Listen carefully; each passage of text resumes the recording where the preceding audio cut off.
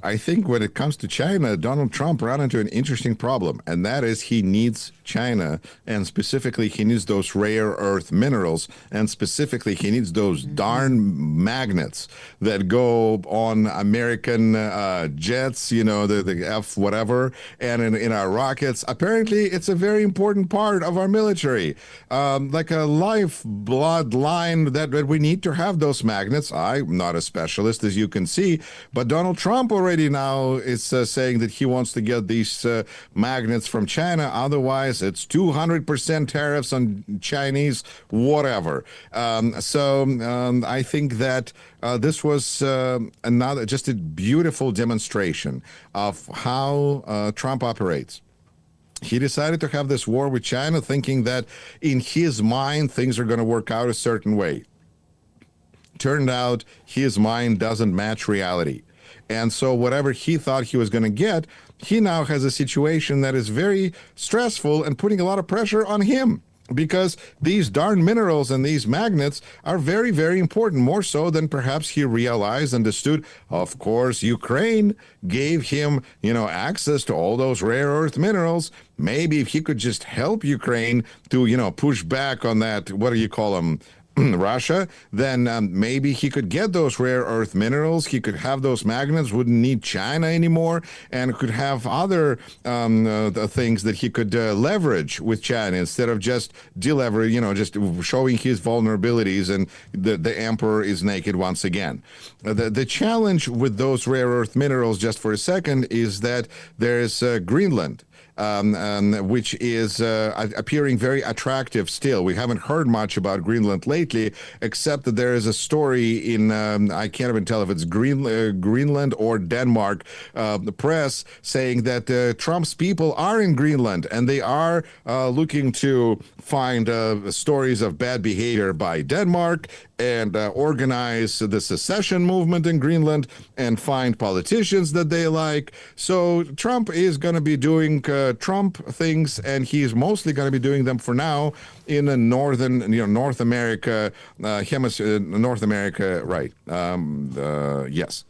And China in this situation has, they're just being patient. They're not really, their challenges are not as big as American challenges, because we're a consumer culture, and China is a communist state that is not concerned about these trade wars that America, the consumer country, decided to wage against totalitarian dictatorship. Mm-hmm. So I think this is another problem. And what is Putin going to do? Putin is going to, I think he's actually moving on up. Vladimir is, because prior to Trump's election, Putin was just, another crazy guy hoping that China will support him because he's a dictatorship. China is a dictatorship. Dictators should stick together. Otherwise, America wins. It's all good. But now that Putin is appears to have, a very good asset, if we can trust the president of Portugal, then Putin's stock is kind of moving up in the eyes of China, because maybe Putin is so crazy, but he's got President of the United States on a short leash. So that kind of makes him more valuable. So I think that Putin's stock is rising, and now China should be more interested in trying to use that relationship with Putin to navigate its trade battles with the United States. Mm-hmm. A little confusing, but that's what happens when we have, instead of democracies and dictatorships, we just have people who are wanting to be dictators. Or as in case of Trump, I guess we'll have to all beg him to be a dictator, and then he'll agree. But the thing is that they also get into arguments and fights, and Stalin and Hitler in the end, got into a big war. So what I'm wondering is, at what point is Trump going to turn on Putin? And I think that one of the things that Trump really doesn't like, and he's very concerned about, is he wants to really assure that he has power in the United States. We know he's vulnerable because it still is, at least technically, democracy with elections. That means that Trump's people could lose. He could get another impeachment if House of Representatives goes, so there's all sorts of political complications that poor Donald, still has to deal with. But I think that if Democrats, who at the current time don't seem to want to have anything to do with Russia because Russia is, attacking Ukraine and all sorts of horrible things, but if there was a sign that Putin was helping Democrats, ooh, I think this would be a moment where Donald Trump would say, Vladimir, I expected better of you. I have, this political thing to deal with, and you are going behind my back. So, but Democrats currently are not interested in working with Kremlin. So I think all we can do is just spread nasty rumors and see what happens, because Donald Trump really, really, really values good relationship with Donald Putin, and the only thing that he doesn't like is betrayal. So let's see how Putin will betray Trump. Mm-hmm. And we see that Xi Jinping's cunning plan can work. Want peace at any cost, Trump is not satisfied with Zelensky and Europe's proposals to end the war. He simply wants it to end, and it hardly matters how. The Atlantic writes about it, citing a senior U.S. administration official regarding President Trump's position on a peace agreement in the Russian-Ukrainian war. Trump believes that both Kyiv and European capitals are taking an unrealistic position by insisting on the full restoration of Ukraine's territorial integrity.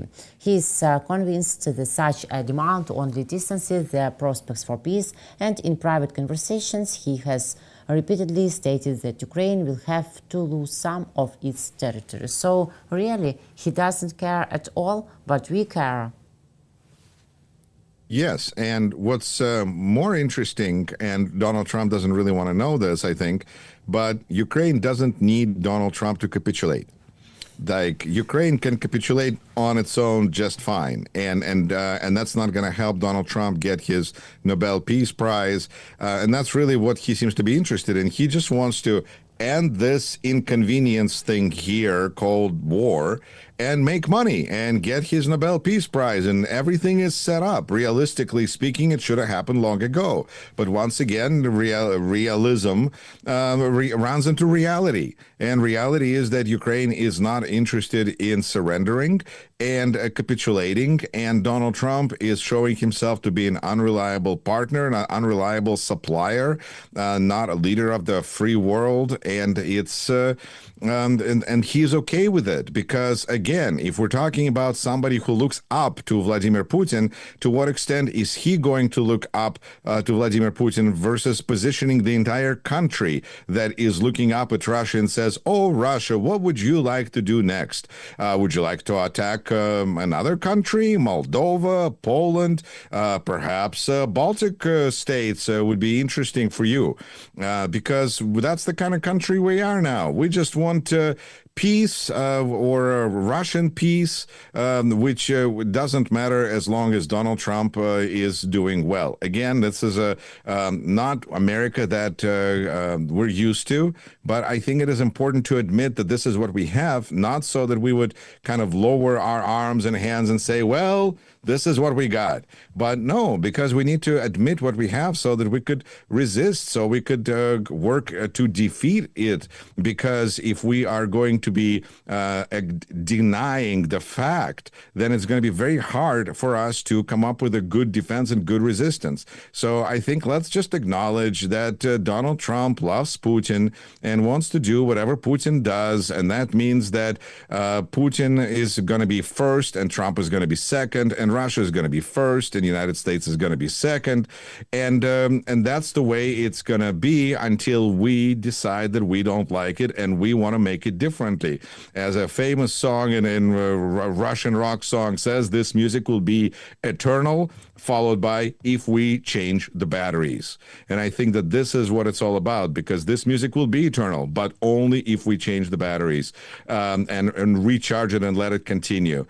So I think that Donald Trump is going to be quacking and asking for what seems realistic to him, which is Ukraine should have agreed with Putin right off the bat and surrendered. I mean, if Donald Trump was president of Ukraine, he'd surrender to Putin real easily. So that, I think, also should make Americans worried, because I think we like having Alaska.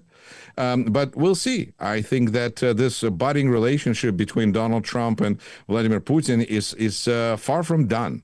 and how it will end. If Donald Trump will end up in Rostov with Yanukovych or in Moscow with Sadat, the fate of people who are trying to destroy democracy. Ukraine has showed us the way, and I think that's part of the reason that Ukraine is so important, is that this is a country that defeated its dictator and where people stood up to him. The only question is, can we in the United States do this standing up to our wannabe totalitarian dictator without having Maidan, without having, well, I guess we want to have the right kind of orange revolution.